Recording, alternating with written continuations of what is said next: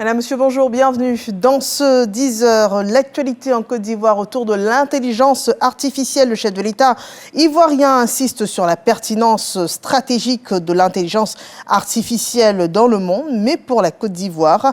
Et est organisée également donc la conférence nationale sur l'intelligence artificielle, conférence ouverte hier par le Premier ministre, chef du gouvernement. Ce moteur social est aujourd'hui devenu un porteur de développement et d'innovation clé, à même de guider les politiques structurantes des États, et la Côte d'Ivoire ne veut pas être à la traîne en matière de développement de cette technologie. Cette conférence nationale est initiée donc par le gouvernement afin de marquer son engagement, et pour cette première édition, le thème choisi est la jeunesse au cœur de la révolution, de le développement donc de cette actualité, et donc l'actualité donc de toute cette conférence vous sera rendue au cours de nos prochaines éditions. Journée mondiale de la métrologie ce 20 mai 2025. Des mesures pour tous les temps et pour tous les meubles. On en parle avec Lanciné Bakayoko. Au plan national, plusieurs actions ont été menées pour promouvoir la métrologie en Côte d'Ivoire. Parmi ces actions, la loi relative au système national de métrologie, dont l'objectif est de faire appliquer les tests internationaux et communautaires de l'UEMOA en matière de métrologie. Il s'agit également de l'octroi d'agrément à environ 130 structures privées pour certaines activités et prestations de services métrologiques dans divers domaines de la métrologie tels que le paysage, le barèmage, la température, le compteur orokilométrique, l'électricité, etc. Une surveillance métrologique régulière effectuée par les agents assermentés, la signature de conventions de collaboration avec certaines structures ou organismes étatiques dont l'activité a un impact sur l'économie nationale de la Côte d'Ivoire. Par exemple, le suivi des pompes bascules utilisées dans la vente des produits de l'EVA et du palmier à huile, le soutien et l'accompagnement de l'État pour former des auditeurs qualité. Cette formation devrait combler le déficit en ressources humaines spécialisées afin de relever le défi de l'infrastructure nationale de la qualité. Il s'agit aussi de l'appui de l'État pour l'opérationnalisation du système ouest-africain d'accréditation et la création du laboratoire national d'essais de qualité de métrologie et d'analyse, l'ANEMA. Toutes ces initiatives soulignent le rôle crucial que jouent les mesures dans tous les domaines de la vie, à chaque temps et à chaque génération.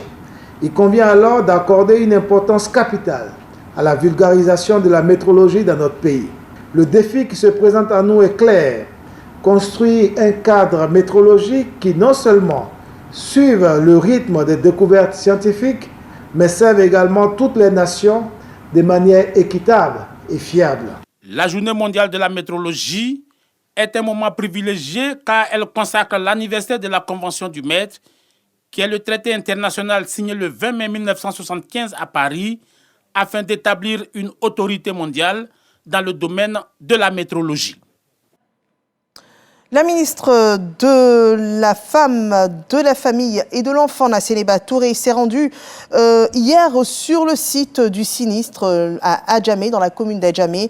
Rappelons que la semaine dernière, jeudi dernier, 15 mai, le marché d'Adjamé a été en partie ravagé par un incendie. En compagnie donc d'une forte délégation, la ministre a procédé à la visite des lieux touchés par l'incendie et s'est entretenue avec les commerçants touchés par ces feux. Elle apporte un message de réconfort et compatit à la douleur de ces commerçants qui ont presque tout perdu.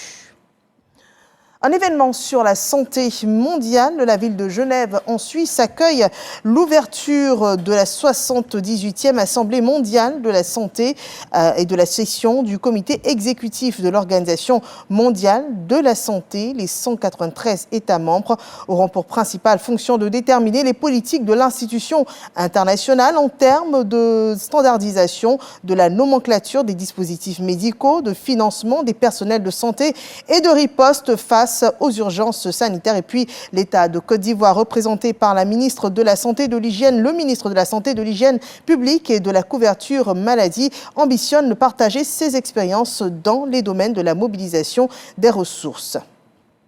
Autre point de l'actualité sur le continent, mais en France, des investigations en France contre Agathe Habyarimana, la veuve de Juvenal Habyarimana, ancien président hutu-rwandais, sont closes sans mise en examen. Les juges ont conclu que les témoignages à charge pour son éventuel rôle dans le génocide de 1994 étaient contradictoires, incohérents et voire mensongers. Une décision rendue vendredi dernier à 82 ans.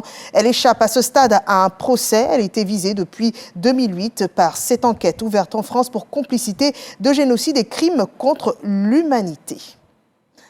L'actualité, c'est aussi cet appel entre Donald Trump et Vladimir Poutine. 2 heures d'échanges téléphoniques sur des négociations, mais pas de cessez-le-feu.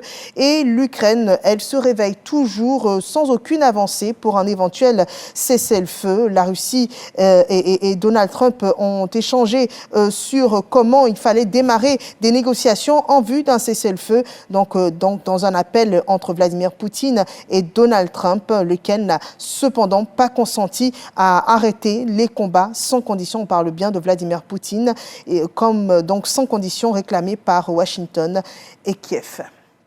C'est la fin de ce flash d'information. Merci de nous avoir suivis. Je vous retrouve pour le journal à 13h. À tout à l'heure.